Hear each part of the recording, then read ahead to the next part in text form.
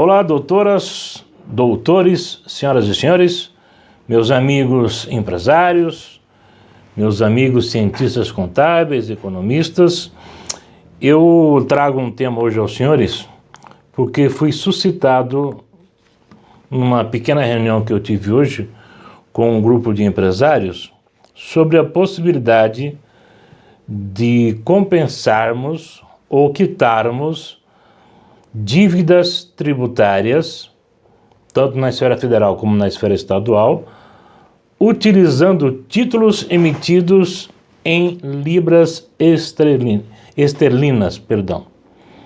Eu achei estranho a pergunta, até porque a pessoa que me perguntou já me conhece de longa data, sabe o meu posicionamento e sabe que eu fui, inclusive, braço direito do Dr. Antônio Sérgio Carandello Leão, um dos ícones do Banco Central do Brasil. Aliás, desenvolvemos trabalhos fantásticos na gestão do Dr. Antônio Sérgio Carandello Leão. Para quem não sabe, o Dr. Antônio Sérgio Carandello Leão foi o primeiro executivo a ter seu gabinete no Banco Central do Brasil. Antigamente não existia o Banco Central do Brasil, existia o Banco do Brasil que fazia as vezes do Banco Central do Brasil. E quando o Delfim foi ministro da Economia, o Delfim então, ele montou, arquitetou o Banco Central do Brasil e o primeiro gabinete não foi nem do Delfim, foi do Dr.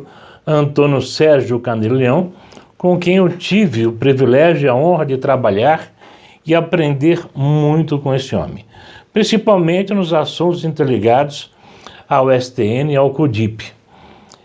E eu falei, olha, me justifique essa pergunta, porque você sabe o meu posicionamento. Ele falou, Jaime, eu recebi um e-mail da Oliveira Neves, estão vendendo agora esse produto no mercado. A princípio estão vendendo um curso e vão tentar provar nesse curso para os empresários que é possível quitar ou compensar dívidas tributárias utilizando-se desses títulos. E ele me mostrou então um e-mail, e o e-mail aqui está. Eu fiquei realmente preocupado, porque esse pessoal da Oliveira Neves, na década de 90, mais precisamente ali 94, 95, 96, 97, acho que até 98, eles venderam esse mesmo produto, só que eram títulos internos. Inventaram inclusive LTN Roxa, LTN Diamond, que nunca existiram. E também propunham a compensação tributária utilizando TDAs. Qual foi o resultado disso? Empresários incautos que foram vítimas muitas vezes dos seus contadores, dos seus diretores, abraçaram essa ideia e saíram, que nem loucos, firmando um contrato com esse pessoal e fazendo as suas compensações, tentando fazer. No linguajar popular, a casa caiu para todo mundo. Os empresários, da noite para o dia, se viram tomando assento em inquéritos policiais federais e estaduais por crimes tributários, se viram da noite por dia com mandados de investigação fiscal, OVF, IF, MPF, já atribuindo nesse expediente, na época, além da multa de 150%, a multa de 75%. Teve empresários que perdeu tudo. Teve 2 ou 3 casos, salvo engano, de empresários que cometeram suicídio. Foram uma avalanche de ações contra esses empresários, todas tipificadas por sonegação fiscal, dentre outros crimes tributários. A maioria teve que fechar as portas porque não aguentou. Esse pessoal do Oliveira e Neves, um deles foi cassado, o exercício profissional dele era um advogado, o outro, o baixinho, eu não sei se ele foi cassado ou não, mas eu sei que sumiram do mercado e agora estão voltando. De imediato eu já vou comunicar às autoridades competentes acerca do que está acontecendo, isso é se elas já não estiverem monitorando essa situação. Para quem ainda não me conhece, eu atuei muito tempo na área da inteligência para algumas empresas e alguns bancos internacionais, normalmente na parte de crimes financeiros tributários nacionais e internacionais, evasão de divisas e algumas operações internacionais que foram inventadas por alguns espertos brasileiros para tomar dinheiro de empresários.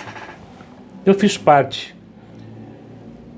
do trabalho de combate a esse tipo de coisa. E a minha preocupação à época, eu estou falando da década de 90, era exatamente proteger os empresários incautos, os empresários honestos. E tanto é verdade que eu ministrei vários cursos, várias palestras gratuitas para esses empresários, para que eles não caíssem mais nessas esparrelas. E então eu fiz uma cartilha, chamada Limite da Autoridade Fiscal, para presentear esses empresários e alguns alunos, que na época eram meus alunos de direito tributário. Lamentavelmente eu vejo que esse pessoal está voltando. E lamentavelmente eu vejo que muitos empresários vão novamente cair nesse golpe. Jaime, você está dizendo que é golpe, cara. Como é que você afirma isso? Você não tem medo de ser processado por esse grupo? Eu falei, não tenho, até porque é golpe. E a coisa é muito simples. Eles estão vendendo primeiro um curso. Nesse curso eles vão tentar fazer uma lavagem cerebral nesses empresários, para depois vender o produto deles. Foi assim na década de 90. Pois bem, eu digo que é golpe por quê? Porque o nosso ordenamento jurídico tributário, ele não permite a compensação ou a quitação de tributos com títulos públicos em moeda estrangeira. Mas não foi o governo que emitiu? Foi, mas você vai ver mais adiante que não é possível esta compensação. E digo mais a você, empresário, a você, amigo, amiga que está me ouvindo e me assistindo nesse momento. Se esse pessoal já chegar até você, a coisa é simples de resolver. Diga para ele o seguinte, olha, eu quero fazer uma reunião sim com vocês. Quero sim. Gostei do produto. O produto é fantástico. Eu preciso entender onde Maria vai levar a vantagem de tudo isso. Ou se Maria vai levar cadeia. Então, para evitarmos maiores delongas, vamos fazer o seguinte, eu quero uma reunião dos senhores junto com o procurador da Receita Federal do Brasil. Se o senhor aceitar essa reunião lá dentro da procuradoria, aí sim. Se o procurador falar para mim que pode, que é lícito, então eu fecho com os senhores. Mas eu tenho quase que certeza que eu vou sair para almoçar com esse procurador e os senhores ficarão presos. Tenho quase que certeza. Então, como eu já disse a vocês, nosso ordenamento jurídico não permite nem a quitação e nem a compensação com o uso desses títulos. Sejam eles em libra esterlina, em dólar, em real, não há permissivo legal para que vocês façam isso. Na verdade, eu preciso que vocês entendam o seguinte, eu preciso que vocês leiam o artigo 13º do Decreto-Lei 6.019 de 1953, porque nesse decreto ele diz o seguinte, que esses títulos para todos os efeitos e direitos, são sujeitos à lei ou às leis do país em que foram emitidos, não sendo afetados pelas leis brasileiras, principalmente no que diz respeito aos juros legais e à correção monetária, não sendo possível, inclusive, o seu resgate em moeda nacional. E esse pessoal está aqui escrito, o conteúdo programático deles, que eles vão discutir, inclusive, a possibilidade de se corrigir o título que foi emitido em libras esterlinas pela cotação do ouro. Senhores, título internacional emitido em dólar ou em libra, se é 100 dólares, é 100 dólares há 20 anos atrás e continua sendo 100 dólares hoje. Não existe correção monetária. Em libras é a mesma coisa. Veja só o que diz o artigo 13º do Decreto-Lei 6.019. Eu vou pedir permissão, senhores, para ler ipsiliteris, que eu já tenho de cabeça. Os empréstimos emitidos em libras e dólares serão pagos nas respectivas moedas de curso legal, ou seja, dentro do prazo de validade desses títulos, e ainda resgatados no país de origem, que não é o Brasil. Ok? Jaime, tem alguma forma de eu checar essas informações, se o título foi realmente emitido pelo governo brasileiro em libras, em dólar? Tem, é simples. Pega o aviãozinho, não precisa ser o particular, tá caro o combustível. Pega um avião de carreira, vai até Brasília, vai lá no STN, Secretaria do Tesouro Nacional. Eu não sei quem está lá, se ainda é o Paulo Vale, o Marcelo Vale. Eu me afastei, faz tempo que eu me afastei do mundo tributário. E faço pouco tributário e só entro indo para transitar nessa área a pedido de amigos. Mas você vai até a Secretaria do Tesouro Nacional, você marca, lógico, um horário primeiro, e olha, eu preciso saber se esse título foi emitido, quando foi emitido, se ele tem validade, se não tem validade, e se ele pode ser corrigido monetariamente, e se eu posso me utilizar dele para quitação de débitos tributários, estaduais e federais. Se for o Marcelo Vale ou o Paulo Vale, talvez, da forma como vocês abordarem, os senhores serão presos lá em Brasília, sem ter cometido crime algum, mas serão presos. Por quê? Porque esse é um golpe antigo. Ou, se ele enxergar em vocês uma imaturidade, que vê que vocês não estão, serão próximas vítimas, ele vai aconselhar, olha, não esquece isso, joga esse troço fora, isso já foi resgatado, não entra nisso que você vai ter problema muito sério. Quer um conselho? Aceite o conselho dele. Aí pega, sai lá do STN, vai até o Hotel Nacional, almoça lá no Hotel Nacional, vai na academia de tênis, almoça lá na academia de tênis, né? E à noite você vem embora para a sua cidade de origem.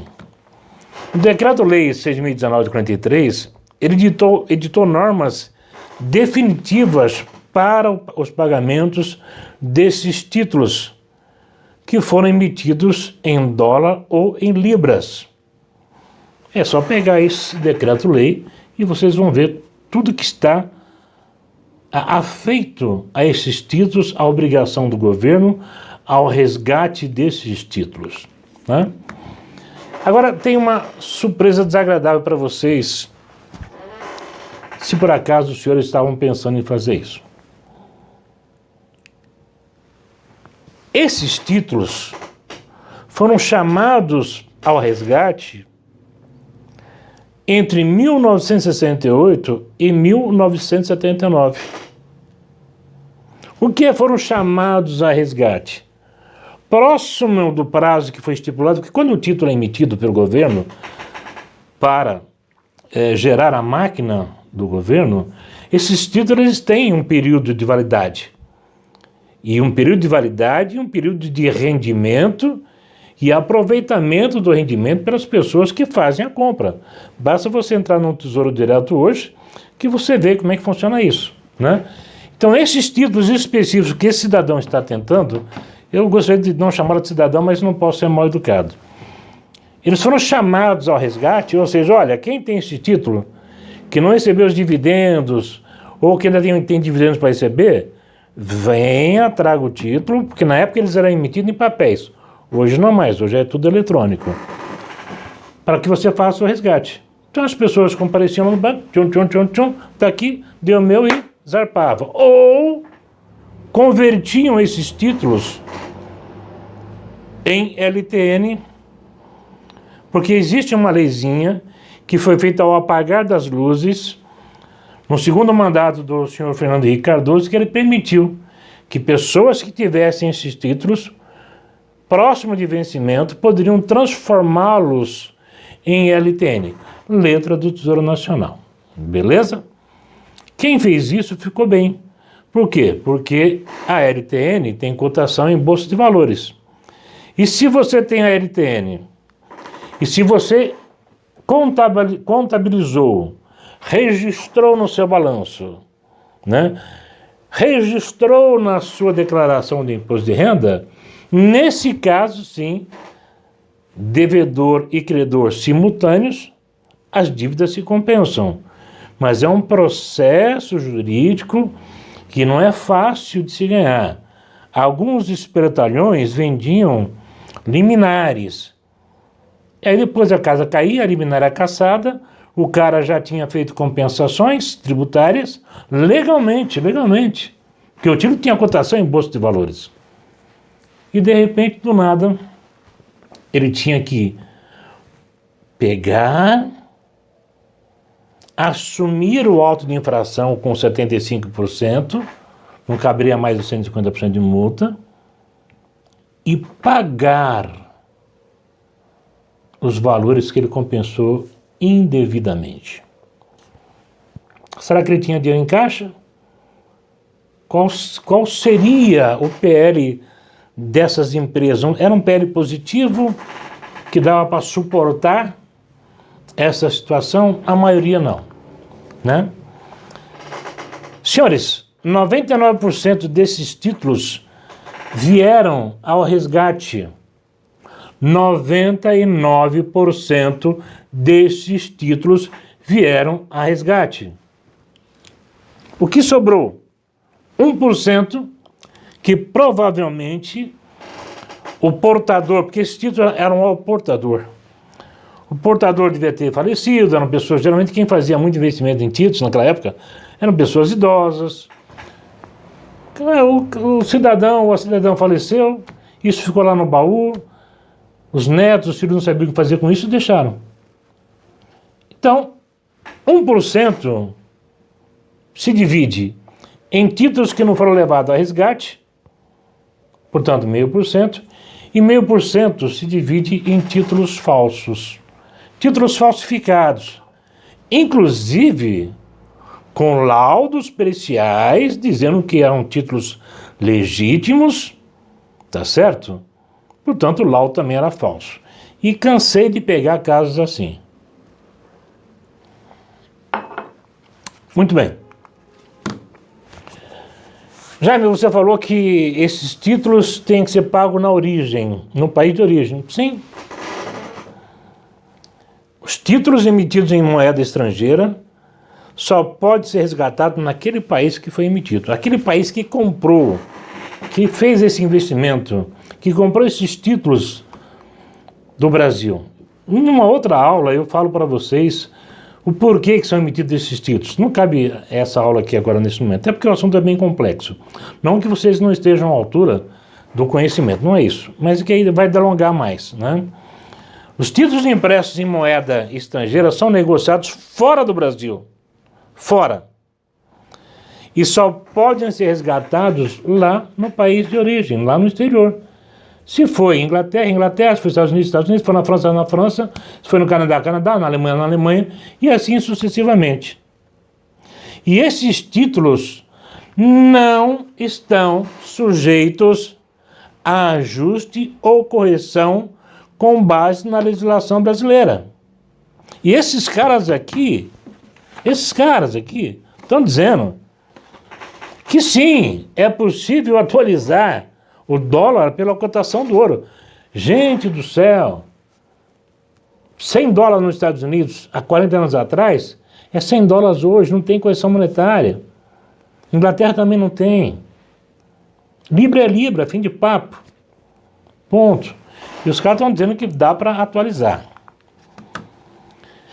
Agora tem um probleminha. Vamos admitir que você aceite a tese dessas pessoas. Sem incauto, infelizmente o seu contador achou que era uma boa, já está de boa fé com você. Poxa, vamos abarcar esse troço aí. Tá bom. Como é que você vai justificar a posse desses títulos?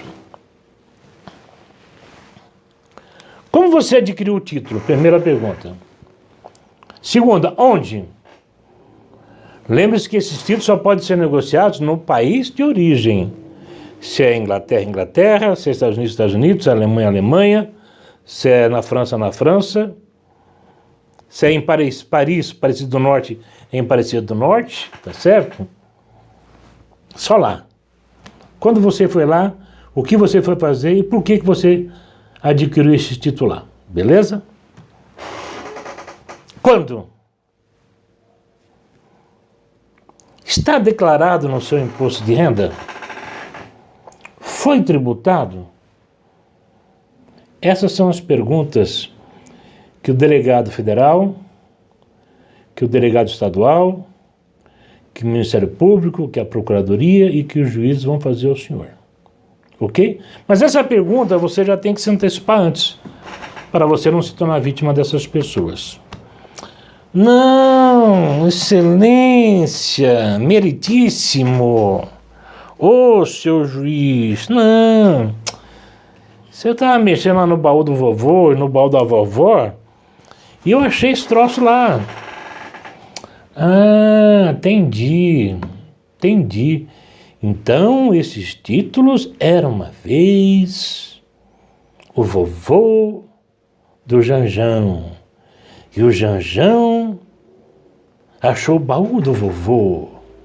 E dentro do baú do vovô tinha lá uns títulos. Oh, nossa, que história linda. Então tá. Eu vou aceitar que esses títulos estavam no baú do seu vovô e da sua vovó. Quando você descobriu esses títulos, você contabilizou? Você declarou esses títulos no seu imposto de renda? Você declarou o ganho de capital? Que era um título emitido em dólar ou em libras, que você diz hoje que vale alguns milhões de reais. Então você não tinha investimento, era zero de investimento, e do nada, do balde do vovô, apareceram os títulos que você hoje diz que vale 1 milhão, 2 milhões, para que você possa compensar 100 mil, 200 mil, 70 mil, para que você compense as suas dívidas tributárias ou quite as suas dívidas tributárias. Você declarou o aumento de capital, o ganho de capital? Não. Não. Parabéns, você vai ser autuado por isso. Crime de sonegação. Esses títulos, geralmente, são apresentados a vocês com um laudo de avaliação monetária. E eu acabei de dizer para vocês, e está na lei, que esses títulos não sofrem correção monetária, não sofrem juros legais, não sofrem um ajuste monetário previsto na nossa lei brasileira. Perfeito? Só que esses mágicos dizem que sim. E apresenta, inclusive, um laudo de avaliação econômica falso. Por quê? Porque contraria a lei. Só tipo de exemplo que eu vou dar para vocês. Isso é fácil constatar, viu? Vocês podem ir na Receita para ver. Que de repente eu também posso estar aqui tentando enganar vocês, né? A Receita Federal em 2010, ela foi oficializada por um juiz federal sobre uma empresa que estava tentando compensar e quitar a sua dívida tributária federal, com um título emitido em libras esterlinas, e que aquela cártula, aquele título, um título, valor atualizado, valeria a cifra de 1 bilhão e 500 milhões de reais. 100 libras esterlinas, diz o laudo que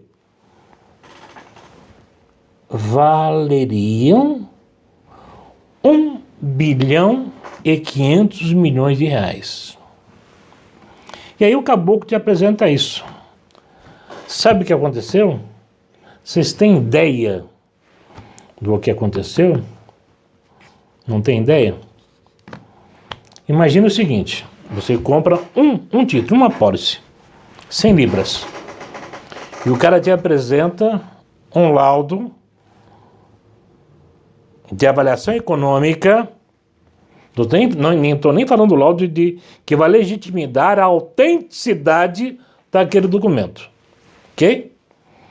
Até que, porque para a autenticidade você nem precisaria de um laudo no primeiro momento. Bastaria você ver no STN e no CODIP se realmente naquele ano foram emitidos esses títulos e quais são. Lá tem a relação, eles se entregam. Por quê? Porque é informação pública.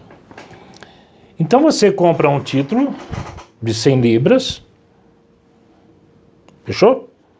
Mamão com açúcar, e o cara fala para você que aquilo vale 1 bilhão e 500 milhões de reais. Veja, eu não estou falando de libras. Ele converteu e corrigiu monetariamente. Olha que caboclo bom. Fantástico. A lei 6.019, decreto-lei, nunca existiu. Ele fez uma lei própria. Por certo, o empresário incauto vai dar pulos de alegria. Caramba, cara, tô rico, tô milionário, vou quitar todas as minhas dívidas, o meu passivo tributário. Primeira pergunta que o delegado vai fazer para você, e o promotor e o juiz. Lógico, cada um na sua esfera, ok? Declarou o ganho de capital? Ele não vai nem entrar no mérito ainda do crime que você cometeu. Vai perguntar, você declarou o ganho de capital? E aí você, o que é isso? Eu vou te explicar um pouquinho mais à frente o que é isso. Vamos fazer um cálculo aritmético? Hoje, 100 libras é igual a 596 reais. Se você pegar um título de 100 libras, 596 reais, menos 1 bilhão e 500 milhões de reais. Vai sobrar 1 bilhão 499 mil 999 uns quebradinhos. Aí você pega aí a cifra, fazendo um exemplo simples, tá? De 15% de imposto de renda sobre o ganho de capital. Você teria que tributar o ganho de capital em 224 milhões no seu imposto. Você fez isso? Não. Até porque você não tem dinheiro. Você está sendo usado. Isso é crime de sonegação fiscal. E aí vem uma coisa que nós fizemos nessa mesma década, que era o seguinte. Se o caboclo está dizendo que ele tem um título que vale 1 milhão, o título foi emitido em um conto de réis, vamos colocar assim, tá? Ou um título emitido cada lâmina a $100. Só que ele está devendo 4 milhões de impostos, tanto federal como estadual. E você diz que aquele título, aquele único título, vale os 4 milhões, o que você vai ter que fazer? Primeiro, você vai ter que demonstrar que o título é teu. Segundo, se ele foi realmente emitido, em que época foi emitido. Terceiro, se ele é autêntico. Quarto, se você recolheu ou tributou o ganho de capital. Se você não fez isso, você vai responder por crime contra a Ordem Tributária Nacional. Está lá na leizinha 8.137/90. Além disso, dependendo da forma como você foi interrogado e aquilo que você relatar para o delegado de polícia, tanto estadual como federal, ele pode entender que você comprou porque uma pessoa te apresentou, você se reuniu com o seu contador falou que beleza, se reuniu com o diretor, joia, né? E aí veio a empresa para vender para você isso. São mais de 4 pessoas, mais de 3 pessoas. Artigo 288 do Código Penal. Tá bom para você? Associação criminosa. A pena de reclusão. Beleza? Não admite transação penal.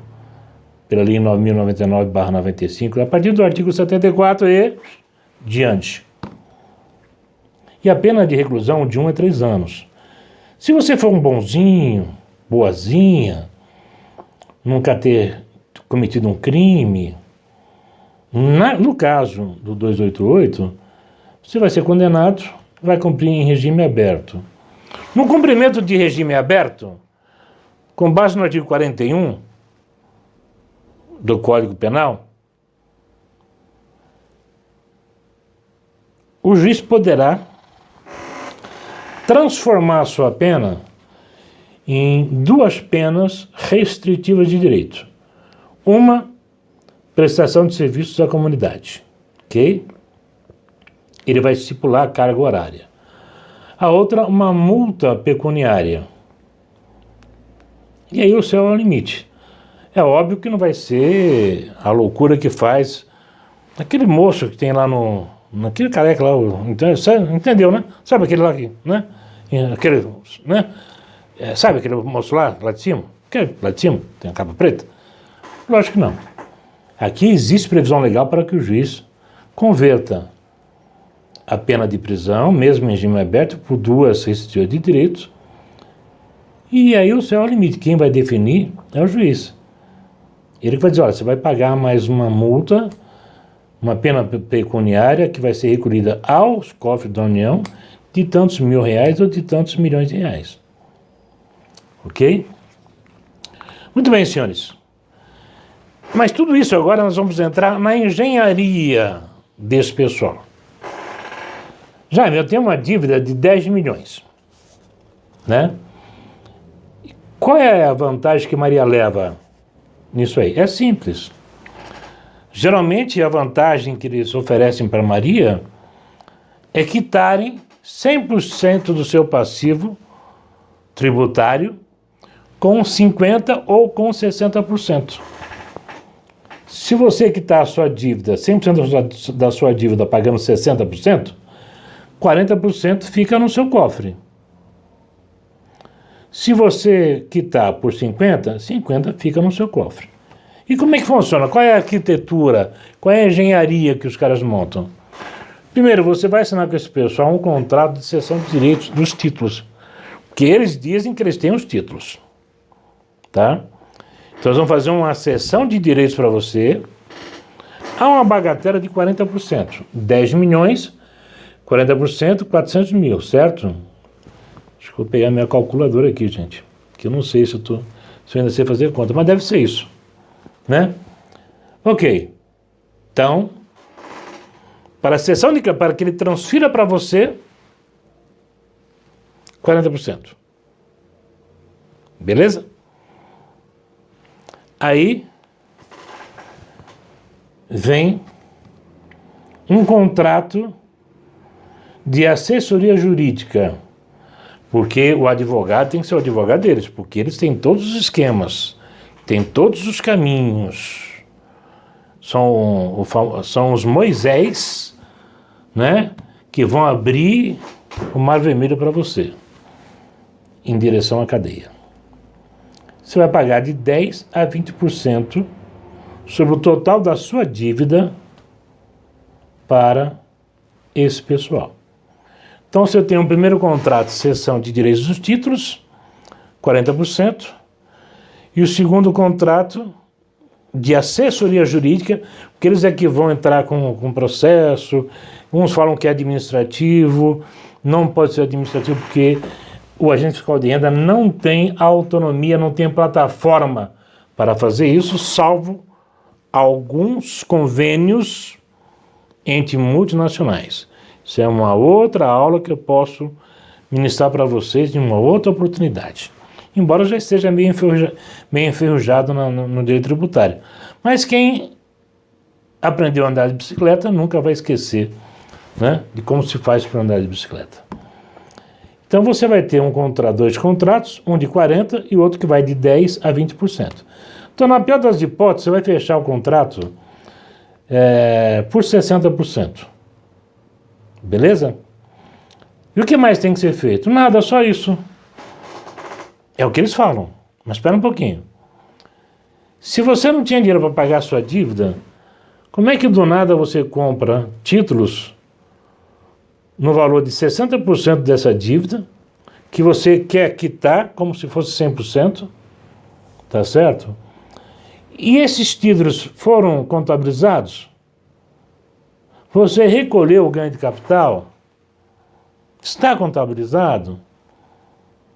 Está lá a entrada do título, a saída do dinheiro do caixa, do banco? Geralmente não está.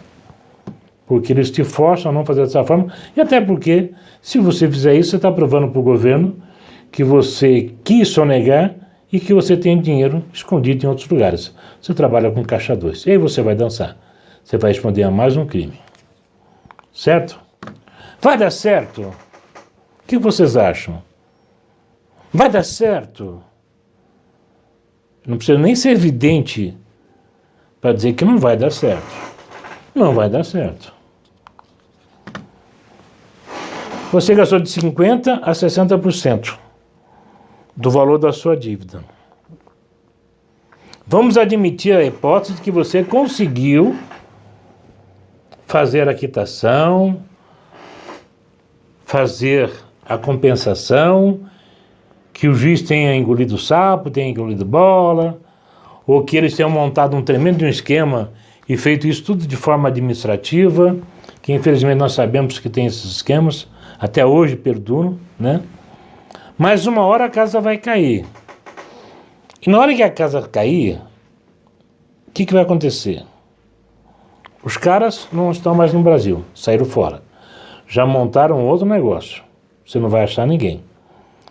No mínimo você pode achar o advogado dos caras que fez toda a transação. Ele vai te pagar? Não. Ele vai responder um processo ético profissional lá na Ordem dos Advogados, vai responder criminalmente junto com os senhores e pode ser até cassado. Ponto. Mas e o din-din? Os 60% que vocês deram para pagar a dívida de 100%? Vocês não vão ver mais.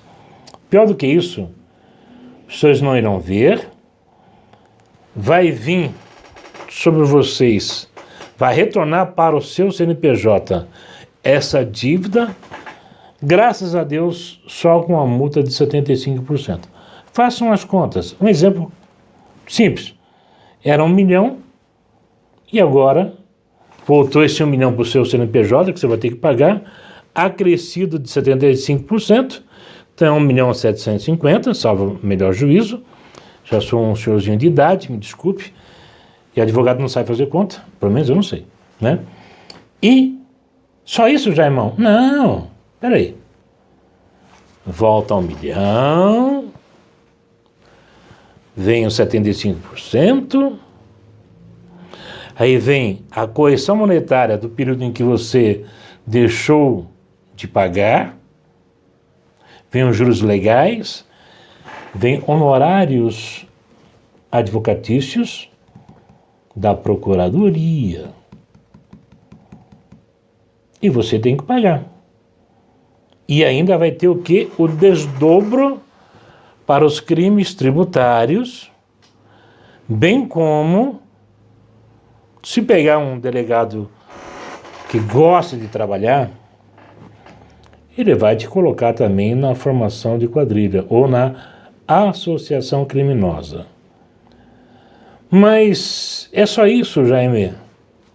Ou eu tenho algum problema a mais? Eu vou ser condenado? Vai ser. Se eu for condenado, eu deixo de pagar a dívida? Não. É que nem prisão por pensão alimentícia. Você vai para a cadeia, ainda continua com a dívida e vai ter que pagar. Beleza? Tem mais alguma coisa, Jaime? Jaimão?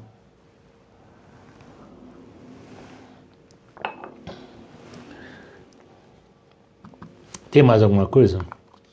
Oh, se tem. Como tem? Voltou com um acréscimo de 75%, correção monetária, juros, honorários da Procuradoria, não pagou no prazo de 30 dias que está lá no auto de infração, não apresentou defesa, transforma-se em execução. Os procuradores hoje estão bem rápidos, já estão pedindo um bloqueio de bens. Mas tem mais alguma coisa, Jaime? Ou se tem. Como você vai receber ou vai ser aberta uma IF, um OVF ou um MPF, IF é igual investigação fiscal. OVF é igual a ordem de verificação fiscal. MPF é mais bravo. Esse é o Mike Tyson da coisa. É um mandado de procedimento fiscal. O que vai acontecer? Você está aí? Ou já está ligando para o seu advogado? O agente fiscal de renda, no uso das atribuições legais e sem abuso do seu poder, discricionário inclusive, em alguns pontos, ele pode retroagir essa fiscalização fiscal aos 5 anos para trás. E aí, com certeza, ele vai encontrar muita coisa errada. E com certeza a sua dívida vai quadruplicar. E com certeza vai ver que não teve escrituração, teve sonegação, teve caixa 2, teve nota fria, teve nota espelhada, meia nota. Pô, já está me chamando de criminoso? Não estou chamando você de criminoso. É que muitas vezes você não sabe o que acontece na sua contabilidade, no seu contas a pagar e no seu contas a receber. Eu estou dizendo para você, da experiência que eu tive ao longo dos anos, 90% dos empresários sofriam isso. E tinham nessas condições a sua contabilidade. Você quer um conselho? Deixa eu te falar uma coisa. Se eu te falar que dá para você reduzir a sua carga tributária em até 40%, você acredita em mim? A maior parte não acredita, né? Mas dá. Mas para que isso seja feito, você tem que aprender que informação é preciso, é fundamental. Informação às vezes vale mais do que dinheiro. Para isso você vai ter que contratar um bom cientista contábil e um bom homem ou uma boa mulher para trabalhar no departamento fiscal da sua empresa e que ambos, ou um ou outro, sejam excelentes em classificação fiscal. Mais do que isso, você vai ter que contratar esse cientista contábil, de preferência que ele tenha uma pós, um mestrado, um doutorado na área afim, para que ele atravesse do outro lado da rua e enxergue a sua empresa. Talvez uma simples modificação no seu objeto social da empresa, na sua atividade fim, você já tem uma grande redução da sua carga tributária. Conhecer minuciosamente os convênios tributários.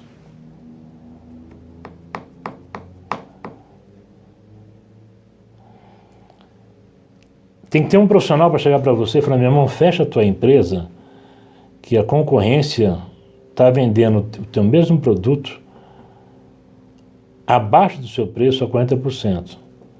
Se está vendendo acima de 40%, ainda está assumindo os impostos. Está na hora de fechar.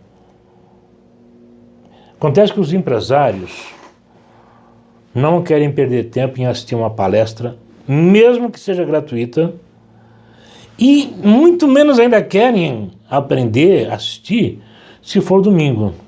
As minhas palestras eu ministrava aos domingos num hotel chamado Monte Hermon, que é um hotel e flat. No último andar, Coffee Break Top 25 a mais. Um lugar lindo, piscina no local.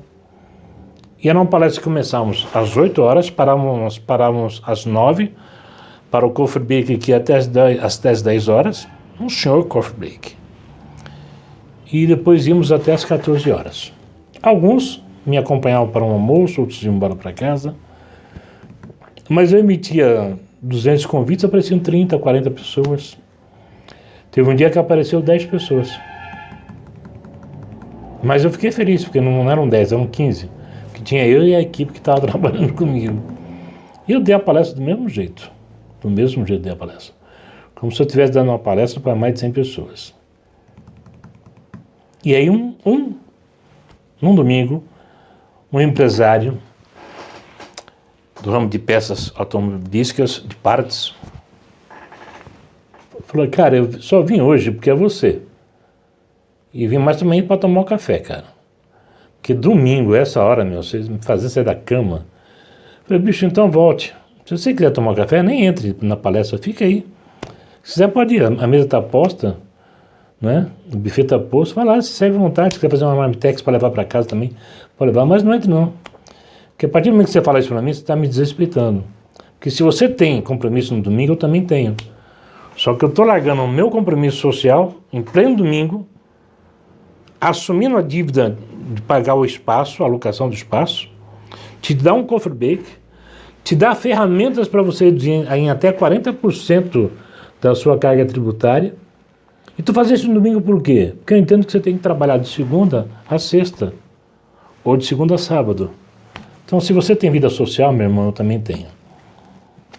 E não deixei o cara entrar, lógico. Aprenda uma coisa: esmola demais, até o santo desconfia. Senhores, a Receita Federal, associada à Secretaria do Tesouro Nacional, STN, associada ao CODIP, associada à Procuradoria Geral, à Procuradoria Federal, ao Ministério Público, eles possuem uma cartilha de prevenção de fraudes tributárias. Os senhores sabiam disso? Então, basta você entrar no site da Receita, que tem lá a cartilha de prevenção tributária.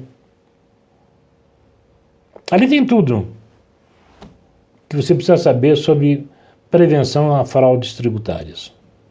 Só depende de você querer ter tempo de ler e aceitar a verdade. Não existe almoço de graça. Nessa situação, não. Não existe. Mas você pode, se quiser, você pode reduzir até 40% da sua carga tributária legalmente, sem fazer nenhuma besteira. E você ainda pode, inclusive, dar risada quando o fiscal for te fiscalizar.